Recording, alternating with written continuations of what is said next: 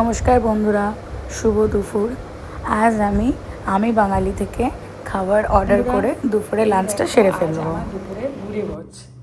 আমি বাঙালি থেকে খাবার অর্ডার করে নিয়েছিলাম। এখানে আছে গরম ভাত, দিয়েছি শাক ভাজা, সাথে আছে শুক্তো, ডাল, ঝুরি আলু ভাজা, পাঁপড় ভাজা, স্যালাড, চাটনি, গরম উসুসে ধোয়া ওঠা ভাত, রসগোল্লা, পায়েস, আর রয়েছে ভীষণ বড় বিগ সাইজ পমফ্রেট মাছ, যেটা আমার খুবই ফেভারিট।